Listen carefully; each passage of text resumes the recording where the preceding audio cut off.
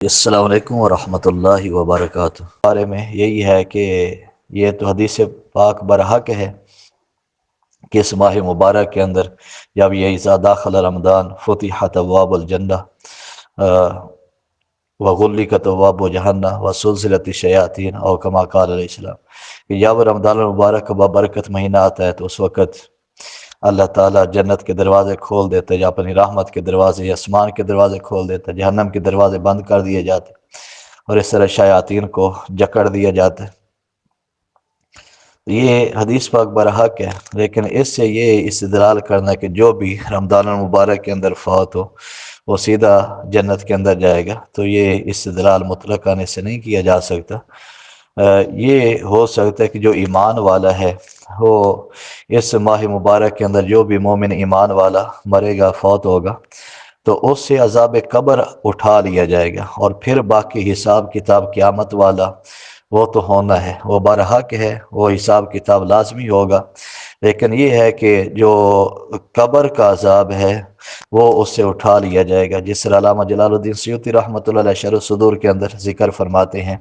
کہ وہ قبر کی عذاب سے محفوظ ہو جاتا ہے جو رمضان المبارک کے اندر فوت ہوتا ہے۔ اور باقی جو آگے والے معاملات ہیں تو وہ تو ہوں گے، اس سے حساب کتاب وہ ساری صورتحال ہے تو وہ ہوگی، پھر قبر کے عذاب سے اور ازمائش سے وہ محفوظ ہو جائے گا، سوالات سے محفوظ ہوگا جائے گا، جس طرح سورۃ ملک پڑھنے والے کے اعتبار سے، جس طرح امام جلال الدین سیوطی علیہ الرحمہ نے چند افراد ذکر کیے ہیں کہ اس طرح کے افراد ہوں تو ان سے قبر کا جو فتنہ عذاب ہے، ازمائش ہے، وہ اٹھا لی جاتی ہے۔ تو قیامت والے دن تو وہ حساب کتاب وہ بالکل برحق ہے، میزان برحق ہے، تو یہ ابھی تو جنت کے اندر سیدھا نہیں چلا جائے گا،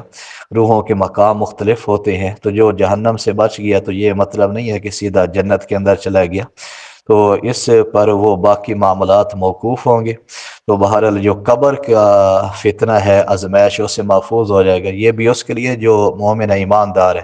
اور اگر کوئی کافر مرتا ہے تو اس پر عذاب ہوگا، جیسے نبی کریم صلی اللہ علیہ وسلم غزوہ بدر ہو رہا ہے 17 رمضان المبارک کو، تو آپ کافروں کے پاس گئے، مطلب جس گڑھے کے اندر، کنویں کے اندر ڈال دیا گیا تھا ابو جہل، عتبہ، شیبہ وغیرہ کو، تو آپ وہاں پہنچے تو فرمایا کہ جو اللہ تعالیٰ نے ہم سے وعدہ کیا وہ تو ہمیں مل گیا، جو تم سے وعدہ کیا تھا یعنی کہ شکست کا، اس طرح ذلت کا، آخرت یا قبر کے عذاب کا، تمہیں مل رہا یا نہیں مل رہا۔ تو یہ مطلب جو بخاری شریف کے اندر حدیث پاک ذکر کی گئی تھی، اس طرح جو کافر ہیں وہ بھی تو اس مہینے کے اندر مرتے ہیں تو وہ عذاب کے اندر مبتلا ہوں گے، لیکن جو ایمان والا ہے تو اس کے لیے